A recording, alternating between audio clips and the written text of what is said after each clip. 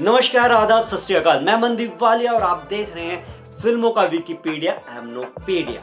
आज हम एक ऐसी फिल्म की बात करने वाले हैं जो पहले टीवी सीरियल के रूप में बहुत प्रसिद्ध हो चुका है, काफी सराहना मिली है और उसकी फैन फॉलोइंग बहुत ज्यादा है। हम बात कर रहे हैं भाभी जी घर पर हैं। भाभी जी घर पर हैं कि फन राइड सिनेमा हॉल में रिलीज हो चुकी है। फ्राइडे को ये फिल्म रिलीज हुई थी 6 फेब को। मुझे देखने का मौका नहीं मिला, मैं आज ही इस फिल्म को देख के आया हूँ तो रिव्यू कर रहा हूँ।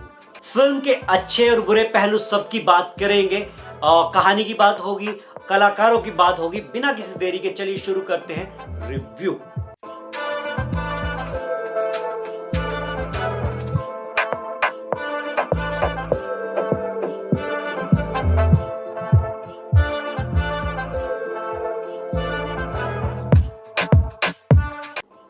अंगूरी भाभी और अनीता जी, विभूति जी और तिवारी जी के साथ बड़े पर्दे पे आपका इंतजार कर रहे हैं। ये फिल्म सिनेमा घरों में आपको गुदगुदाने के लिए तैयार है। आपके नजदीकी सिनेमा घरों में जाके आप ये फिल्म देख सकते हैं।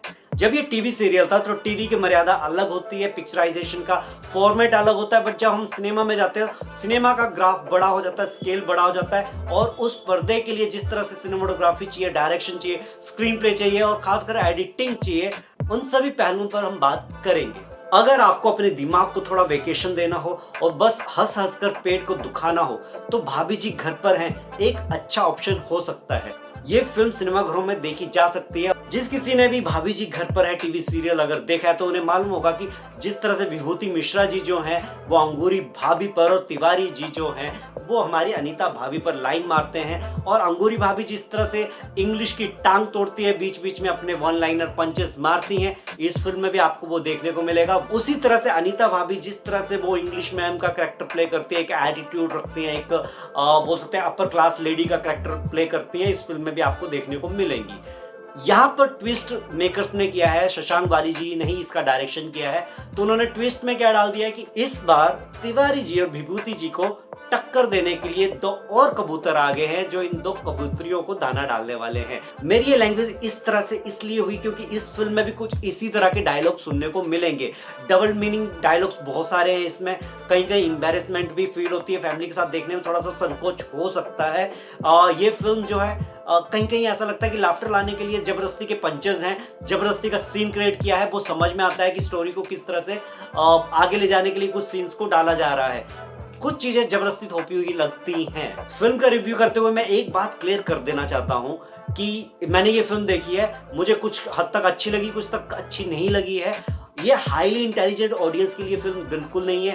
हो सकता है वो पहले 15 मिनट में, आधे घंटे में या फर्स्ट हाफ में फिल्म छोड़ के चले आए, बट हाँ, जिसको टाइम पास करना है, एक हल्का फुल्का इंटरटेनमेंट डोज चाहिए उसको, और प्यार मोहब्बत की जो मार काट की थ्रिलर सस्पेंस फिल्मों की भरमार से वो थक चुके हैं, तो ये उनके लिए एक हल्का फुल्का पॉपकॉर्न फिल्म हो सकती है। शशांक बाली जी ने इस फिल्म में दो लोगों को इंट्रोड्यूस किया है विभूति जी और तिवारी जी को टक्कर देने के लिए। जी हाँ, इस फिल्म में आपको देखने को मिलेंगे ओजी रवि किशन जी और दूसरे वो कलाकार हैं जिनका इस मूवी से पता चल गया कि उनको लेट क्यों हो रहा था, जो कहते हैं कि मुझे लेट हो रहा है, पनवेल जाना है। जी हाँ, मुकेश तिवारी आपको इसमें क्रांति की भूमिका में दिखेंगे, जो कि शांति के छोटे भाई का कैरेक्टर निभा रहे हैं। रवि किशन और मुकेश तिवारी इसमें ब्रदर हैं और वो दोनों किस तरह से अंगूरी भाभी और अनीता भाभी पे फिदा होते हैं, वो क्या सिचुएशन बनती है और किस तरह से वो चाहते हैं कि इन दोनों के हस्बैंड की डेथ हो जाए, इनको मार दिया जाए और इनकी बीवियों से हम शादी कर ले। कलाकारों के अभिनय की बात करें तो सभी कलाकार अपने अपने क्षेत्र में महारथी हैं, सब ने अच्छा अभिनय किया है। बात करते हैं आशिफ शेख की तो उनका जो बोल सकते हैं कि जिस तरह से वो एकदम लल्लू काइंड ऑफ हस्बैंड बने हैं, पर किस तरह से अंगूरी भाभी पर वो लट्टू रहते हैं, वो टाइमिंग, कॉमिक पंचेस बहुत अच्छा है, आप एंजॉय करेंगे उस चीज को। वहीं रोहिताश गौड़ जो कि तिवारी जी की भूमिका में, उन्होंने भी बहुत अच्छा अभिनय किया है। यही बात करते हैं विदिशा की या फिर अपना शुभांगी अत्रे की, दोनों की जो केमिस्ट्री है, कॉमेडी पंचेस हैं, जिस तरह से दोनों की ब्यूटी बड़े पर्दे पर दिख रही है वो लाजवाब है। विजेंद्र काला जी जो कि मामा जी की भूमिका निभा रहे अंगूरी भाभी के, और जब जब वो स्क्रीन पर आते हैं एक जलवा सा बिखेर देते हैं।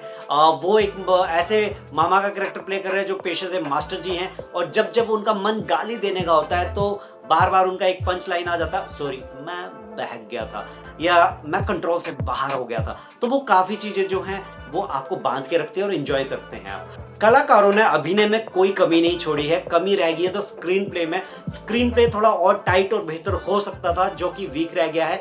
किसी भी फिल्म की जान उसके कलाकार नहीं होते हैं, उसका स्क्रीन प्ले होता है, उसका प्लॉट होता है, उसकी थीम होती है। उसी की वजह से कलाकार उस चीज को और बेहतर से पेश करते हैं। इस फिल्म में स्क्रीन प्ले थोड़ा सा वीक रह गया है, थोड़ा और अच्छा हो सकता था। बाकी जो कलाकार सीरियल में थे वो सारे as it is same acting कर रहे हैं।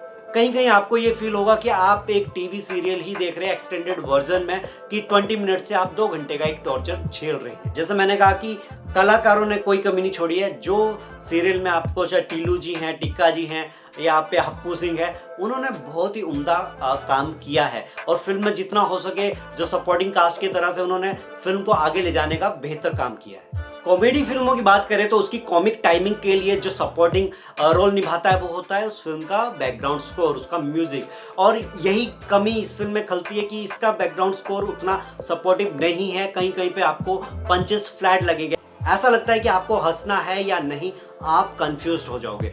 मैं यहाँ पे एक बात क्लियर कर देना चाहूँगा कि कॉमेडी का यही दुविधा है कि किसी किसी को कोई पंच ज़्यादा हिलेरियस लग सकता है और किसी को वो फ्लैट लग सकता है। मुझे पर्सनली ये फिल्म कैसी लगी मैं सिर्फ वो बता रहा हूँ, फिल्म कैसी है ये आप जाके तय कर सकते हैं। फिल्म को इस बार इन्होंने यूपी के परिवेश से निकाल कर एक हिल स्टेशन की तरफ वैकेशन मोड पे डाला है। किस तरह से वो खूबसूरत वादियां आपको देखने को मिलती हैं। इस फिल्म का कलर टोन भी काफी ब्राइट है, काफी अच्छा लगता है। वो भी एक वो फ्रेशनेस सा इस फिल्म में लेके आता है।